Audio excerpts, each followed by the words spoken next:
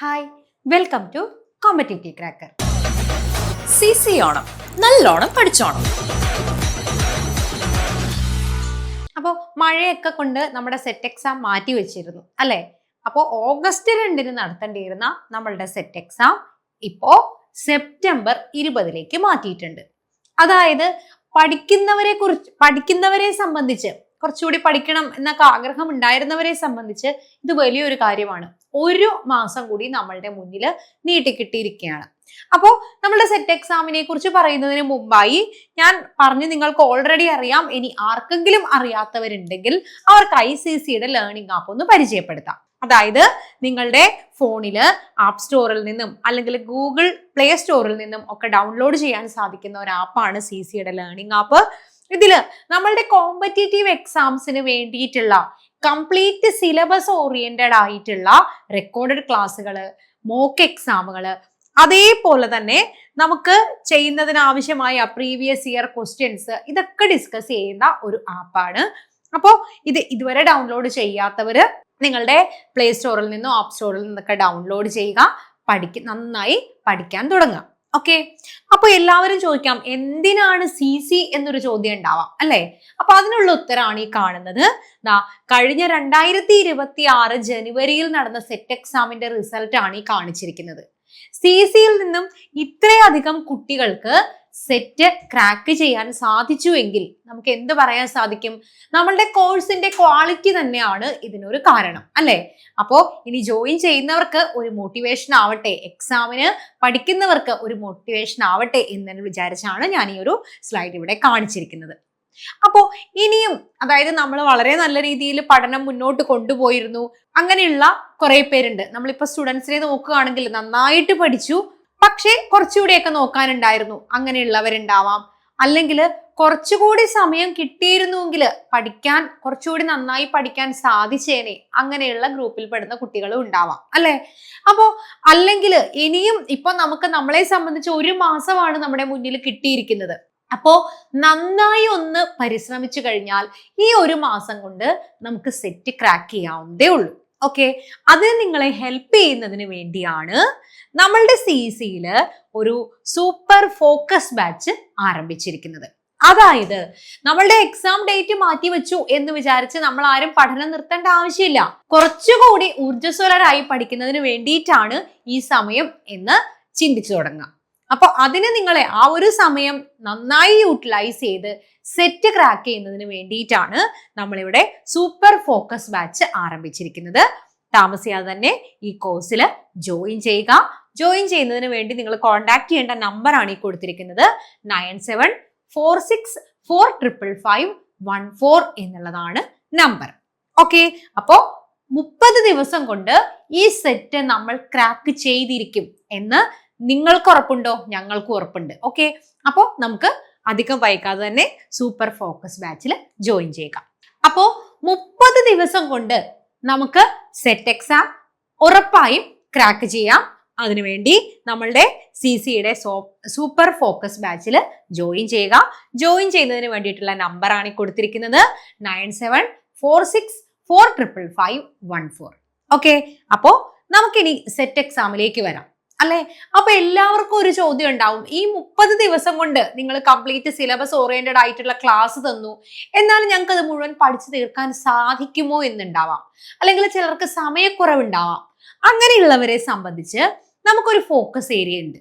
അതായത് നമ്മൾ ഏതൊക്കെ ടോപ്പിക്സിനാണ് ഇമ്പോർട്ടൻസ് കൊടുത്ത് പഠിക്കേണ്ടത് എന്നുള്ളത് ആദ്യം ഞാനൊന്ന് ഡിസ്കസ് ചെയ്യാം. ഓക്കെ, ഇപ്പോ നമ്മുടെ സെറ്റ് എക്സാമിന് ഇതുവരെ ചോദിച്ചിരിക്കുന്ന ക്വസ്റ്റ്യൻസ് ഒക്കെ അനലൈസ് ചെയ്യുമ്പോൾ നമുക്ക് തന്നെ അറിയാൻ പറ്റും ഏതൊക്കെ ഏരിയാസ് നമ്മൾ ഫോക്കസ് ചെയ്ത് പഠിച്ചു കഴിഞ്ഞാൽ നമുക്ക് അത്യാവശ്യം നല്ല മാർക്ക് സ്കോർ ചെയ്യാൻ പറ്റും എന്നുള്ളത്. അപ്പോൾ അതിന് ഞാൻ 2 ഗ്രൂപ്പായിട്ടാണ് ഈ ടോപ്പിക്സിനെ കൊടുത്തിരിക്കുന്നത് കേട്ടോ. അപ്പോൾ ഏറ്റവും ഇമ്പോർട്ടന്റ് ആയിട്ടുള്ളതിനെ ഞാൻ ഫസ്റ്റ് ഗ്രൂപ്പിൽ കൊടുക്കുന്നുണ്ട്. അതിനുശേഷം അത് പഠിച്ച ശേഷം നമ്മൾ പഠിക്കേണ്ടതാണ് സെക്കൻഡ് ഗ്രൂപ്പിലുള്ളത്. ഓക്കെ, ഫസ്റ്റ് ഗ്രൂപ്പിൽ ഫസ്റ്റ് തന്നെ വരുന്നതാണ് കോർഡിനേഷൻ കോമ്പൗണ്ട്. നിങ്ങൾക്കറിയാം, സിമ്പിൾ ആയിട്ടുള്ള ഐസോമെറിസം തൊട്ടിട്ട് റിയാക്ഷൻ മെക്കാനിസം വരെ നമ്മൾ കോർഡിനേഷൻ കോമ്പൗണ്ട്സിൽ പഠിക്കുന്നുണ്ട് അല്ലെ? അപ്പോൾ ഇത്രയും ഒരു പോർഷൻ, അതായത് കോർഡിനേഷൻ കോമ്പൗണ്ട് എന്ന് പറഞ്ഞാൽ മനസ്സിലാക്കി പഠിച്ചു കഴിയുമ്പോൾ വളരെ രസകരമായിട്ട് നമുക്ക് പഠിക്കാൻ പറ്റുന്ന ഒരു ഏരിയ ആണ്. അപ്പോൾ ഈ ഒരു ഏരിയ ഫോക്കസ് ചെയ്ത് കംപ്ലീറ്റ് കവർ ചെയ്ത് കഴിഞ്ഞാൽ നമുക്ക് ഉറപ്പായും കുറച്ച് ക്വസ്റ്റ്യൻസ് ആ ഒരു ഏരിയയിൽ നിന്ന് കിട്ടും. കഴിഞ്ഞ ക്വസ്റ്റ്യൻസ് പേപ്പറിലൊക്കെ ഒന്ന് അനലൈസ് ചെയ്ത് കഴിഞ്ഞാൽ നിങ്ങൾക്ക് അറിയാൻ സാധിക്കും ഈ ഒരു ഏരിയയിൽ നിന്ന് എത്ര ക്വസ്റ്റ്യൻ ഉണ്ടായി, എങ്ങനെയാണ് അത് വരുന്നത്. അതായത് ഇത് നമ്മൾ ഒരിക്കലും ഒഴിവാക്കാൻ പറ്റാത്ത ഒരു ഏരിയ ആണ് കോർഡിനേഷൻ കോമ്പൗണ്ട്. അതുപോലെ തന്നെ ഏറ്റവും ഇമ്പോർട്ടന്റ് ആയിട്ടുള്ള ഒരു ഏരിയ ആണ് സ്പെക്ട്രോസ്കോപ്പിക് മെത്തേഡ്. നമ്മൾ ഇൻഓർഗാനിക് സ്പെക്ട്രോസ്കോപ്പി പഠിക്കുന്നുണ്ട്, ഓർഗാനിക് സ്പെക്ട്രോസ്കോപ്പി പഠിക്കുന്നുണ്ട്.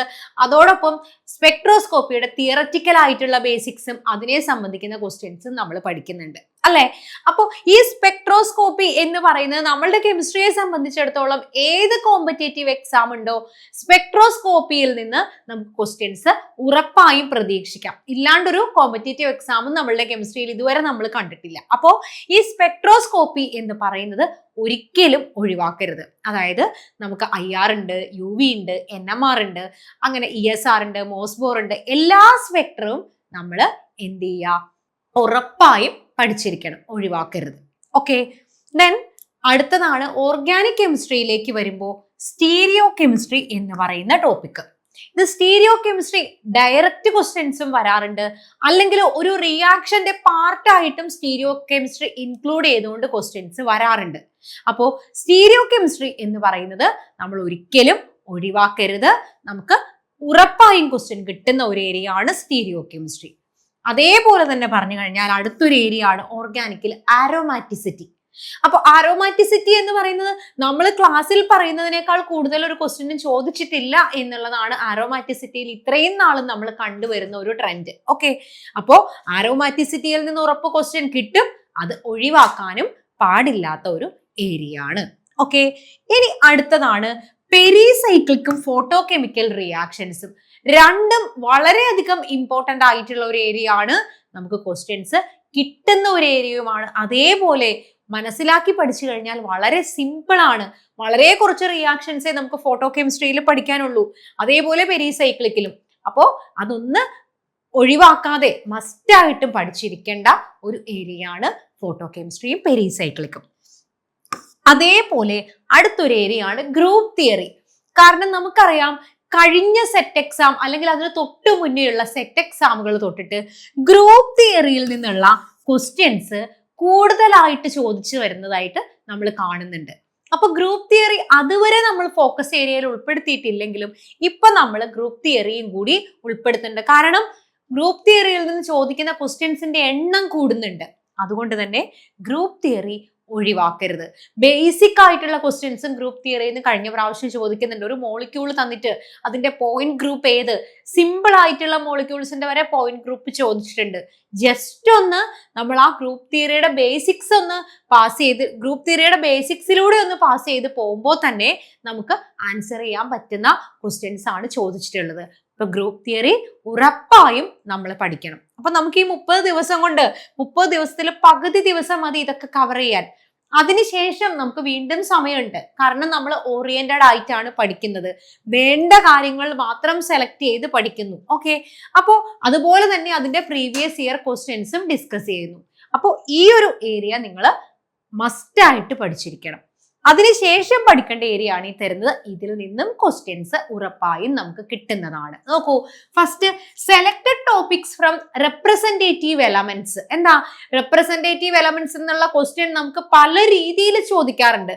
പക്ഷെ ഈ ഒരു ഏരിയ വളരെ വാസ്റ്റ് ആയതുകൊണ്ട് ആണ് ഞാൻ ഇതിനെ സെക്കൻഡ് ഗ്രൂപ്പിൽ ഉൾപ്പെടുത്തിയത്. കാരണം ഒരുപാട് വായിക്കണം, ഒരുപാട് പഠിക്കണം, എന്നെങ്കിൽ മാത്രമേ നമുക്ക് ഇതിൽ നിന്നുള്ള ക്വസ്റ്റ്യൻ ആൻസർ ചെയ്യാൻ പറ്റുള്ളൂ. ആ ഒരു കാരണം കൊണ്ട് മാത്രമാണ് ഇതിനെ സെക്കൻഡ് ഗ്രൂപ്പിൽ ഉൾപ്പെടുത്തിയിരിക്കുന്നത്. ഇനി അടുത്തത് സെലക്ടഡ് നെയിമിംഗ് റിയാക്ഷൻസ്. നമുക്കറിയാം നെയിമിംഗ് റിയാക്ഷൻസ് നമ്മളുടെ കെമിസ്ട്രി എക്സാമുകളിൽ ഒഴിവാക്കാൻ പറ്റാത്ത ഒരു ഏരിയ ആണ്. പക്ഷെ പല കുട്ടികളും ഈ നെയിമിംഗ് റിയാക്ഷൻസ് മറന്നു പോകുന്നു എന്നുള്ളത് കൊണ്ടാണ് നമ്മൾ ഇതിനെ രണ്ടാമത്തെ ഗ്രൂപ്പിൽ ഉൾപ്പെടുത്തിയത്. കാരണം ഇത്രയും ഏരിയ പഠിച്ചു കഴിയുമ്പോൾ നമുക്ക് കുറെ ക്വസ്റ്റ്യൻസ് കിട്ടും. നെയിമിംഗ് റിയാക്ഷൻസ് പഠിക്കുന്നതിനുള്ള ട്രിക്സും കാര്യങ്ങളും നമ്മൾ ഗ്രൂപ്പിൽ പറയാറുണ്ട്. എങ്ങനെയാണ് നെയിം റിയാക്ഷൻസ് പഠിക്കേണ്ടത് എന്ന് നമ്മൾ പറയാറുണ്ട്. ഓക്കെ, ആ ഒരു രീതി ഫോളോ ചെയ്ത് തന്നെ നിങ്ങൾ പഠിച്ചു പോവുക. അടുത്തത് സ്റ്റേറ്റ്സ് ഓഫ് മാറ്റർ. അത്യാവശ്യം ക്വസ്റ്റ്യൻ കിട്ടുന്ന ഒരു ഏരിയ ആണ്. ദെൻ അടുത്തത് കൈനറ്റിക്സ്. കൈനറ്റിക്സിൽ നിന്ന് നമുക്ക് പ്രോബ്ലം ടൈപ്പ് ക്വസ്റ്റ്യൻ ആണ് കിട്ടാറുള്ളത്. വളരെ ഈസി ആയിട്ട് ചെയ്യാൻ പറ്റുന്നതും അതേപോലെ തന്നെ മാർക്ക് സ്കോർ ചെയ്യാൻ പറ്റുന്നതുമായിട്ടുള്ള ഒരു ഏരിയ ആണ് നമ്മളുടെ കൈനറ്റിക്സ്. Then thermodynamics. തെർമോഡൈനാമിക്സിൽ നിന്നൊക്കെ നമുക്ക് ബേസിക് ലെവൽ ക്വസ്റ്റ്യൻസേ ചോദിച്ച് കാണാറുള്ളൂ, അത്ര ഹയർ ലെവലിലേക്ക് ഒന്നും പോവാറില്ല. അപ്പോ നമ്മളുടെ തെർമോഡൈനാമിക്സ് അതേപോലെ ഗേഷ്യസ് സ്റ്റേറ്റ് ഇതിന്റെയൊക്കെ ബേസിക്സ് ഒന്ന് കവർ ചെയ്തിട്ട് വേണം നമ്മൾ പോവാൻ. ദെൻ അടുത്തത് ഇമ്പോർട്ടന്റ് ആയിട്ടുള്ള ഒരു ഏരിയ ആണ് ഇലക്ട്രോ അനലിറ്റിക്കൽ മെത്തേഡ്. അതായത് നമ്മൾ പഠിക്കുന്ന നമ്മളുടെ വോൾട്ടാമെട്രി, ആംബിറോമെട്രി, കണ്ടക്ടോമെട്രി, കൂളോമെട്രിക് ടൈട്രേഷൻസ് അങ്ങനെയൊക്കെ പറയുന്നില്ലേ. അപ്പോ ഈ വരുന്ന ഏരിയാസ് ഇലക്ട്രോ അനലിറ്റിക്കൽ ടെക്നിക്ക് എല്ലാം ഒന്ന് കവർ ചെയ്തിട്ട് വേണം എക്സാമിന് പോവാൻ. ക്വസ്റ്റ്യൻ നമുക്ക് എക്സ്പെക്ട് ചെയ്യാവുന്ന ഒരു ഏരിയ ആണ്. അപ്പോൾ നിങ്ങൾക്ക് ക്ലിയർ ആയി ഏതൊക്കെ ഏരിയ ആണ് ഏറ്റവും ഇമ്പോർട്ടൻസ് കൊടുത്ത് പഠിക്കേണ്ടത് എന്ന് മനസ്സിലായി എന്ന് വിചാരിക്കുന്നു. ഇനി നമുക്ക് കുറച്ച് പ്രീവിയസ് ഇയർ ക്വസ്റ്റ്യൻസ് ഡിസ്കസ് ചെയ്യാം. ഫസ്റ്റ് ക്വസ്റ്റ്യൻ ആണ് തെർമോഡൈനാമിക്സിൽ നിന്നുള്ള ഒരു ക്വസ്റ്റ്യൻ ആണ്. നോക്കാം. Which of the following is correct option four free expansion of an ideal gas under adiabatic condition. അതായത് നമുക്കിതിൽ ക്വസ്റ്റ്യനിൽ തന്നെ ക്ലൂ തന്നിട്ടുണ്ട്, 4 ഓപ്ഷൻസ് തന്നിട്ടുണ്ട്. First option Q is equal to 0, delta T less than 0, W not equal to 0. Option B Q equal to 0, delta T not equal to 0, അതേപോലെ തന്നെ W equal to 0. Then C തന്നിരിക്കുന്നത് Q is equal to 0, delta T is equal to 0, W is equal to 0. Option D Q not equal to 0, delta T is equal to 0, W is equal to 0. അതായത് ഈ options correct ആയിട്ട് മനസ്സിലാക്കാനുള്ള clue നമുക്ക് ക്വസ്റ്റ്യനിൽ തന്നെയാണ് തന്നിരിക്കുന്നത്. First തന്നിരിക്കുന്നത് it is four free expansion. നമ്മൾ പഠിക്കുന്നതാണ് ഫ്രീ എക്സ്പാൻഷൻ എന്ന് വെച്ചാൽ എന്താ, എക്സ്റ്റേണലി ഒരു പ്രഷർ അപ്ലൈ ചെയ്യാണ്ടുള്ള എക്സ്പാൻഷൻ ആണ് നമ്മളുടെ ഫ്രീ എക്സ്പാൻഷൻ. അപ്പൊ ഫ്രീ എക്സ്പാൻഷൻ എന്ന് പറയുമ്പോൾ അവിടെ നമ്മൾ അല്ലെങ്കിൽ ഫ്രീ എക്സ്പാൻഷനിലുള്ള വർക്ക് ഡൺ എന്ന് പറയുന്നത് 0 ആയിരിക്കും എന്ന് നമുക്കറിയാം. ആ ഒരു ഓപ്ഷൻ അറിയാമെങ്കിൽ തന്നെ നമ്മളുടെ ഓപ്ഷൻ എനെ നമുക്ക് ഒഴിവാക്കി കളയാം. അവിടെ വർക്ക് 0 അല്ല എന്നാണ് തന്നിരിക്കുന്നത്. വർക്ക് ഡൺ എന്ന് പറയുന്നത് ഫ്രീ എക്സ്പാൻഷനിൽ 0 ആയിരിക്കും. ഇനി അടുത്തത് നോക്കാം. Free expansion of an ideal gas under adiabatic condition. Adiabatic condition എന്ന് പറഞ്ഞാൽ നമുക്കറിയാം ഹീറ്റ് സിസ്റ്റത്തിലേക്ക് എൻ്റർ ചെയ്യുന്നില്ല, സിസ്റ്റത്തിൽ നിന്ന് ലീവ് ചെയ്യുന്നില്ല. അപ്പൊ നമുക്ക് എന്ത് പറയാം, ഡെൽറ്റ ക്യൂവിന്റെ വാല്യൂ അല്ലെങ്കിൽ ക്യൂവിന്റെ വാല്യൂ 0 ആയിരിക്കും. അതിൽ നിന്ന് നമുക്ക് ഓപ്ഷൻ ഡിനെയും അങ്ങ് ഒഴിവാക്കി കളയാം. അപ്പോ Q 0 ആണ്, W 0 ആണ്. ഇനി നമുക്കറിയാം ഒരു സിസ്റ്റത്തിലേക്ക് ഹീറ്റ് എൻ്റർ ചെയ്യുന്നില്ല, സിസ്റ്റത്തിൽ നിന്ന് ഹീറ്റ് എന്ത് ചെയ്യുന്നില്ല, പുറത്തേക്ക് പോകുന്നില്ല എങ്കിൽ ആ സിസ്റ്റത്തിന്റെ ഇന്റേണൽ എനർജിയിൽ കാര്യമായിട്ടുള്ള മാറ്റം ഉണ്ടാവുന്നില്ല. ഇന്റേണൽ എനർജി മാറുന്നില്ല എന്ന് പറഞ്ഞാൽ നമുക്ക് ഓട്ടോമാറ്റിക്കലി പറയാം ആ സിസ്റ്റത്തിന്റെ ടെമ്പറേച്ചറും കോൺസ്റ്റന്റ് ആയിരിക്കും. അതായത് ടീന്റെ വാല്യൂ എപ്പോഴും ഡെൽറ്റ ടിയിൽ ഉണ്ടാവുന്ന ചേഞ്ച്, ടെമ്പറേച്ചർ ചേഞ്ചും എപ്പോഴും എങ്ങനെയായിരിക്കും, 0 ആയിരിക്കും. അപ്പൊ അതിൽ നിന്ന് നമുക്ക് പറയാം കറക്റ്റ് ആയിട്ടുള്ളത് ഓപ്ഷൻ സി ആണ്. കണ്ടോ, തെർമോഡൈനാമിക്സിന്റെ വളരെ ബേസിക്സിൽ നിന്ന് ചോദിച്ചിരിക്കുന്ന ഒരു ചോദ്യമാണിത്. ഇനി നമുക്ക് അടുത്ത NMR സ്പെക്ട്രോസ്കോപ്പിയിൽ നിന്നുള്ള ഒരു ക്വസ്റ്റ്യനിലേക്ക് പോവാം. ക്വസ്റ്റ്യൻ ഇതാണ്. The H1 NMR spectra of 18 aniline contain option A 2 peak, option B 1 peak, option C 3 peaks, option D none of the above. അതായത് നിങ്ങൾക്ക് മനസ്സിലാവാൻ വേണ്ടി സ്ട്രക്ചർ ഞാൻ ഇവിടെ ഇൻക്ലൂഡ് ചെയ്തതാണ്. ക്വസ്റ്റ്യനിൽ നമുക്ക് സ്ട്രക്ചർ തരില്ല. ഓക്കെ, അപ്പൊ നിങ്ങൾക്കറിയാം ഈ ഒരു 18 അനുലിന്റെ സ്ട്രക്ചറിലേക്ക് നോക്കിക്കഴിഞ്ഞാൽ ഇവിടെ 2 ടൈപ്പ് പ്രോട്ടോണിനെ നിങ്ങൾക്ക് കാണാൻ സാധിക്കും. എന്താ നോക്കൂ, ഇവിടെ ഒരു 6 ഇന്നർ പ്രോട്ടോണുകൾ ഉണ്ട്. അതേപോലെ തന്നെ നിങ്ങൾക്ക് ഇവിടെ കുറച്ച് ഔട്ടർ പ്രോട്ടോണുകളെയും കാണാൻ സാധിക്കും. ഇന്നർ പ്രോട്ടോൺസ് ഉണ്ട്, ഔട്ടർ പ്രോട്ടോൺസ് ഉണ്ട്. നമുക്ക് പറയാം ഈ ഇന്നർ പ്രോട്ടോൺസ് എന്ന് പറയുന്നത് ഹൈലി ഷീൽഡഡ് പ്രോട്ടോൺസ് ആയിരിക്കും. ഔട്ടർ പ്രോട്ടോൺസ് എന്ന് പറയുന്നത് ഡി ഷീൽഡഡ് പ്രോട്ടോൺസ് ആയിരിക്കും. അതുകൊണ്ട് തന്നെ ഇന്നർ പ്രോട്ടോൺസ് ഏകദേശം ഒരു 1.8 ppm -1.8 അല്ലെങ്കിൽ -2 ppm റേഞ്ചിലായിരിക്കും കെമിക്കൽ ഷിഫ്റ്റ് വാല്യൂ കാണിക്കുന്നത്. എന്നാൽ നമ്മളുടെ ഔട്ടർ ആയിട്ടുള്ള ഡി ഷീൽഡഡ് പ്രോട്ടോണുകൾ അവരുടെ chemical shift value delta value ഏകദേശം ഒരു 8 to 9 ppm വരാറുള്ളത്. അപ്പോൾ രണ്ട് ഡിഫറെന്റ് പീക്കുകളാണ് 18 ആനുലീൻ കാണിക്കുന്നത്. അപ്പോൾ ഓപ്ഷൻ എ ആണ് കറക്റ്റ് ആയിട്ടുള്ള ആൻസർ, 2 പീക്സ്. ഓക്കെ, അപ്പൊ ഇത് ആരോമാറ്റിസിറ്റിയും NMR-ഉം രണ്ട് കൺസെപ്റ്റോട് ഇൻക്ലൂഡ് ചെയ്തിട്ട് ചോദിച്ചിരിക്കുന്നതാണ്. ആരോമാറ്റിസിറ്റിയിൽ നിന്ന് നമുക്ക് ഈ കോംപ്ലക്സിന്റെ നമ്മളുടെ ഈ അനുലീന്റെ സ്ട്രക്ചർ ക്ലിയർ ആയിട്ട് അറിയാം, നമ്മൾ പഠിക്കുന്നതാണ്. ഓക്കെ, അടുത്തൊരു ക്വസ്റ്റ്യനിലേക്ക് നമ്മൾ പോകുന്നത് കോർഡിനേഷൻ കോമ്പൗണ്ട്സിൽ നിന്നുള്ള ക്വസ്റ്റ്യൻ ആണ്. If the Racah parameter B for nickel 2+ iron is 1030 centimeter inverse and for a nickel H2O 6 times 2+ complex B value is 850 centimeter inverse. What is the nephlocetic ratio? ബീറ്റയുടെ value ആണ് ചോദിച്ചിരിക്കുന്നത്. Option A തന്നിരിക്കുന്നത് 1.21 ആണ്, option B തന്നിരിക്കുന്നത് 0.825 ആണ്, option C 0.650 ആണ്, option D 1.54 ആണ്. നമുക്കറിയാം നമ്മൾ എങ്ങനെയാണ് നെഫ്ലോസെറ്റിക് റേഷ്യോ കണ്ടുപിടിക്കുന്നത്. നമുക്കറിയാം നമ്മളുടെ കോംപ്ലക്സിന്റെ ബി വാല്യൂ, അതായത് കോംപ്ലക്സിന്റെ റാക്ക പാരാമീറ്ററിനെ ഫ്രീ അയോണിന്റെ റാക്ക പാരാമീറ്റർ കൊണ്ട് ഡിവൈഡ് ചെയ്യുമ്പോഴാണ് നമ്മളുടെ നെഫ്ലോസെറ്റിക് റേഷ്യോ കിട്ടുന്നത്. അതായത് നമുക്ക് പറയാം കോംപ്ലക്സിന്റെ ബി വാല്യൂ എത്രയാ, 850 ആണ്. അതിനെ ഫ്രീ അയോണിന്റെ റാക്ക പാരാമീറ്റർ എത്രയാ, 1030 ആണ് വാല്യൂ. ഡിവൈഡ് ചെയ്യുമ്പോൾ നമുക്ക് കിട്ടുന്ന ആൻസർ എന്ന് പറയുന്ന ഒരു 0.825 എന്ന് പറഞ്ഞ റേഞ്ചിലാണ് കിട്ടുക. അതായത് നമ്മളുടെ ഓപ്ഷൻ ബി ആണ് കറക്റ്റ് ആയിട്ടുള്ള ആൻസർ. എപ്പോഴും ഓർക്കുക, ഈ ഓപ്ഷൻ എയും ഡിയും അല്ല എന്ന് നമുക്ക് ഉറപ്പിക്കാം. കാരണം ഈ നെഫ്ലോസെറ്റിക് റേഷ്യോ എപ്പോഴും നമുക്ക് കിട്ടുന്നത് 1ൽ താഴെ ആയിരിക്കും. അതെന്തുകൊണ്ടാണ് 1ൽ താഴെ വരുന്നത്? നമുക്കറിയാം, ഇത് നമ്മൾ ഇലക്ട്രോൺ ക്ലൗഡ് എക്സ്പാൻഷൻ ഇഫക്റ്റ് എന്നൊക്കെയാ പറയുന്നത് അല്ലെ. അതായത് റാക്ക പാരാമീറ്റർ എന്ന് പറയുന്നത് നമ്മളുടെ ഇന്റർ ഇലക്ട്രോണിക് റിപ്പൽഷനെ പറയുന്ന ഒരു ഫാക്ടർ ആണ്. അപ്പോ ഒരു മെറ്റൽ അയൺ ആയിട്ട് നിൽക്കുന്ന സമയത്ത് ആ മെറ്റലില് മാത്രമേ ആ ഇലക്ട്രോൺസിന് സർക്കുലേറ്റ് ചെയ്യാൻ സാധിക്കുന്നുള്ളൂ.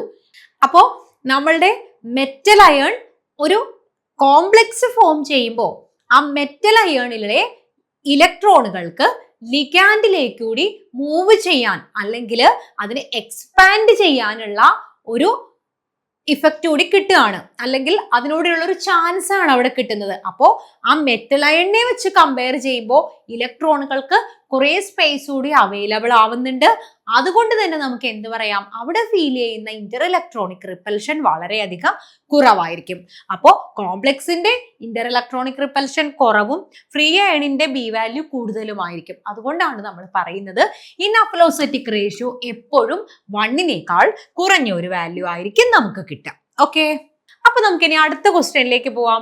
ഇത് നമ്മളുടെ ESR സ്പെക്ട്രയിൽ നിന്നുള്ള ഒരു ക്വസ്റ്റ്യൻ ആണ്. ക്വസ്റ്റ്യൻ ഇതാണ്: the number of fine and hyper fine lines EPR lines expected for octahedral high spin manganese 2 complexes are respectively.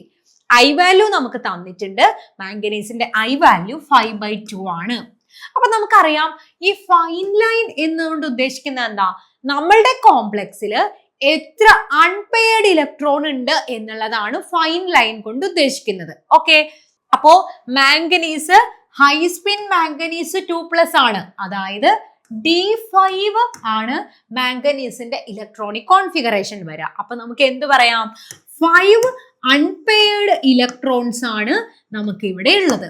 അതുകൊണ്ട് നമുക്ക് എത്ര ഫൈൻ ലൈൻസ് ഉണ്ടാവും, 5 ഫൈൻ ലൈൻസ് ആണ് ഉണ്ടാവുക. അതായത് നമ്മൾ പറയുന്നത് എങ്ങനെയാ, ഒരു മെറ്റൽ അയോണില് ഒരു ഫ്രീ ഇലക്ട്രോൺ ഉണ്ട് എന്ന് എക്സ്പെക്ട് ചെയ്യുക. ആ ഫ്രീ ഇലക്ട്രോൺ ഒരു മാഗ്നറ്റിക് ഫീൽഡിന്റെ ആബ്സെൻസിൽ അതിന്റെ ക്ലോക്ക് വൈസ് സ്പിന്നിങ്ങും ആന്റി ക്ലോക്ക് വൈസ് സ്പിന്നിങ്ങും എന്തായിരിക്കും, ഡീജനറേറ്റ് ആയിരിക്കും മാഗ്നറ്റിക് ഫീൽഡിന്റെ ആബ്സെൻസിൽ. എന്നാൽ in presence of a magnetic field ഈ രണ്ട് ഓറിയന്റേഷന്റെയും എനർജി ലെവൽസ് ഡിഫറെന്റ് ആയിരിക്കും. ഇവരുടെ ഡീജനറസി ലോസ് ചെയ്തു. അപ്പൊ നമുക്ക് പറയാം സ്യൂട്ടബിൾ ആയിട്ടുള്ള ഒരു മൈക്രോവേവ് റേഡിയേഷൻ വന്നു കഴിയുമ്പോൾ ഈ ലോവർ എനർജിയിലുള്ള ഇലക്ട്രോൺ എനർജി അബ്സോർബ് ചെയ്ത് ഹയർ എനർജിയിലേക്ക് എക്സൈറ്റഡ് ആവാം. അതായത് ക്ലോക്ക് വൈസ് സ്പിൻ ചെയ്യുന്ന ഇലക്ട്രോൺ ആന്റി ക്ലോക്ക് വൈസ് സ്റ്റേറ്റിലേക്ക് പോവാം. അപ്പോൾ ഈ ഒരു ട്രാൻസിഷന് കറസ്പോണ്ടിങ് ആയി നമുക്ക് ഒരു പീക്ക് കിട്ടും. അങ്ങനെയാണെങ്കിൽ 5 അൺപെയർഡ് ഇലക്ട്രോൺ ഉണ്ടെങ്കിൽ 5 പീക്ക് കിട്ടും. അതാണ് നമ്മൾ ഈ ഫൈൻ ലൈൻ കൊണ്ട് ഉദ്ദേശിക്കുന്നത്. ഇനി ഹൈപ്പർ ഫൈൻ ലൈൻ എന്ന് പറയുന്നത് ഇവിടെയുള്ള ഓരോ എനർജി ലെവൽസും തൊട്ടടുത്തുള്ള മാഗ്നറ്റിക്കലി ആക്റ്റീവ് ആയിട്ടുള്ള ന്യൂക്ലിയസിനോട് ഇന്ററാക്ട് ചെയ്ത് ഫർദർ സ്പ്ലിറ്റ് ആവുന്നു. ദെൻ നമ്മൾ സെലക്ഷൻ റൂൾ അപ്ലൈ ചെയ്ത് നമ്മൾ നോക്കാണ് എത്ര പീക്ക് ഉണ്ട് എന്നുള്ളത്. അത് നമുക്ക് ഇക്വേഷൻ അറിയാം. നമ്മൾ ഇക്വേഷൻ വെച്ചാണ് ചെയ്യുന്നത്. ഇത്രയും തിയറിയിലേക്ക് പോകണമെന്നില്ല.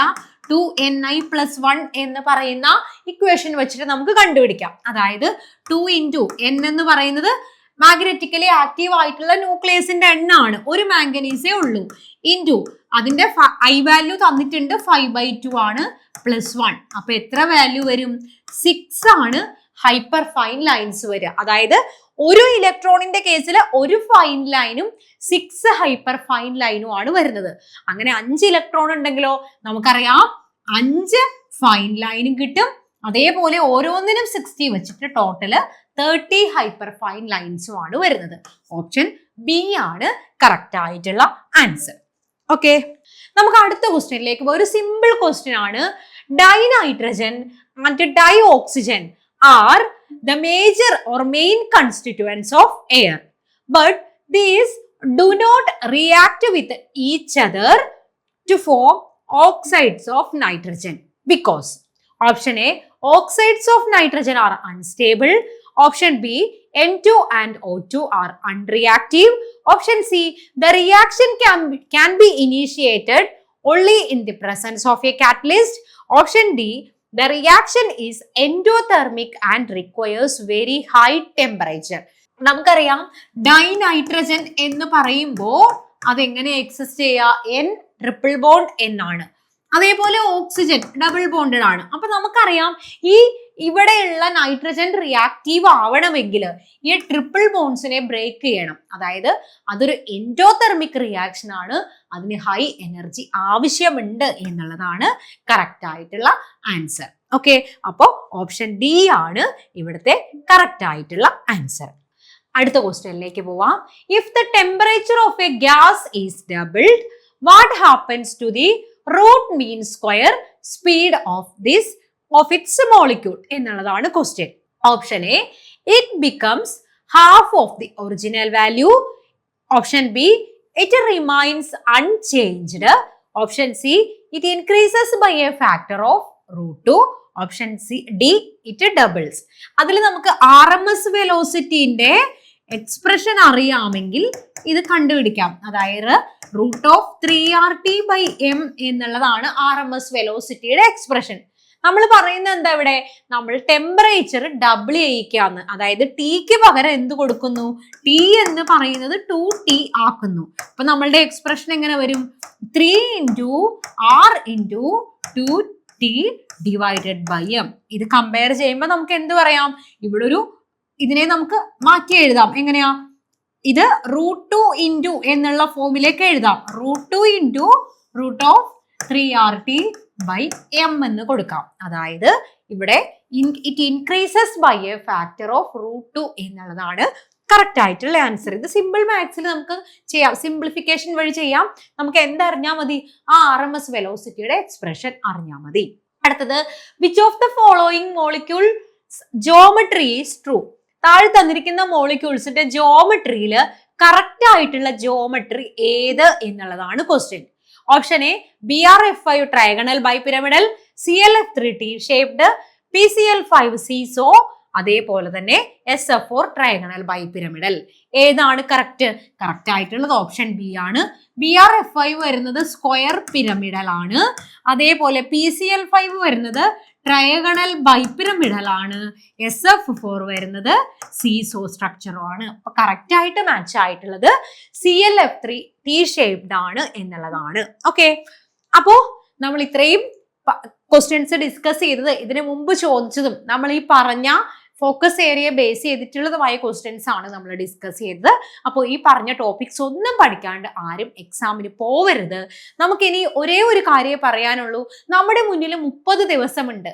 ആ 30 ദിവസം എന്ന് പറയുന്നത് വളരെ വിലപ്പെട്ട ദിവസമാണ്. നമ്മുടെ ലൈഫിൽ നമുക്ക് സെറ്റ് എക്സാം ക്രാക്ക് ചെയ്യുന്നതിന് ഈ ഒരു 30 ദിവസം തന്നെ വളരെയധികം ധാരാളമാണ്. നന്നായി നമ്മളൊന്ന് എഫേർട്ട് എടുത്തു കഴിഞ്ഞാൽ നമുക്ക് ഈ 30 ദിവസം കൊണ്ട് തന്നെ സെറ്റ് ക്രാക്ക് ചെയ്യാം. അതിനായി നിങ്ങളെ ഹെൽപ്പ് ചെയ്യുന്നതിനാണ് സൂപ്പർ ഫോക്കസ് ബാച്ച് തുടങ്ങിയിരിക്കുന്നത്. ജോയിൻ ചെയ്യാൻ താഴെ കാണുന്ന നമ്പറിൽ കോൺടാക്ട് ചെയ്യാം. അപ്പോൾ അതിനായി നിങ്ങളെ ഹെൽപ്പ് ചെയ്യുന്നതിന് വേണ്ടിയിട്ടാണ് നമ്മൾ സൂപ്പർ ഫോക്കസ് ബാച്ച് ആരംഭിച്ചിരിക്കുന്നത്. ഈ ബാച്ചിൽ ജോയിൻ ചെയ്യുന്നതിന് വേണ്ടിയിട്ട് ഈ നമ്പറിൽ കോൺടാക്ട് ചെയ്യുക. 9746455514 എന്നുള്ളതാണ് നമ്പർ. അപ്പോൾ അതിനോടൊപ്പം നിങ്ങളോട് ഒരു കാര്യവും കൂടി പറയട്ടെ. നമുക്ക് ഇപ്പോ ഈ ഒരു സെറ്റ് ക്രാക്ക് ചെയ്യാൻ സാധിച്ചില്ല എങ്കിൽ ഇനി നമ്മളെ പ്രതീക്ഷിച്ചിരിക്കുന്നത് 2027 ജാനുവരിയിൽ വരുന്ന സെറ്റ് എക്സാം ആണ്. അതിന് ഇപ്പോഴേ വളരെ നന്നായി പഠിച്ചു തുടങ്ങുന്നതിനായിട്ട് CCയിൽ ലോങ് ബാച്ച് സ്റ്റാർട്ട് ചെയ്തിട്ടുണ്ട്. ഉടൻ തന്നെ ബാച്ചിൽ എല്ലാവരും ഇനി 2027 സെറ്റാണ് നിങ്ങളുടെ ലക്ഷ്യമെങ്കിൽ ഉടൻ തന്നെ നമ്മളുടെ ലോങ് ബാച്ചിൽ ജോയിൻ ചെയ്യുക. അപ്പോൾ എല്ലാവർക്കും താങ്ക് യു. അപ്പോൾ ജോയിൻ ചെയ്യുന്നതിനുള്ള നമ്പറോട് ഞാൻ ഒന്നുകൂടി പറയാം. ജോയിൻ ചെയ്യുന്നതിനുള്ള നമ്പർ ഇതാണ് 9746455514 എന്നുള്ളതാണ് നമ്പർ. അപ്പോൾ എല്ലാവർക്കും ഈ ലോങ് ടൈം ബാച്ചിലേക്കും അതേപോലെ തന്നെ ഇപ്പോൾ നമ്മുടെ 30 ഡേ ബാച്ചിലേക്കും ഒക്കെ ജോയിൻ ചെയ്യാൻ അവസരം ഉണ്ടായിരിക്കുന്നതാണ്. ഒട്ടും സമയം കളയാണ്ട് ജോയിൻ ചെയ്യുക. നന്നായി പഠിച്ചു തുടങ്ങാം. അപ്പോൾ എല്ലാവർക്കും താങ്ക് യു. CC ഓണം നല്ലോണം പഠിച്ചോണം.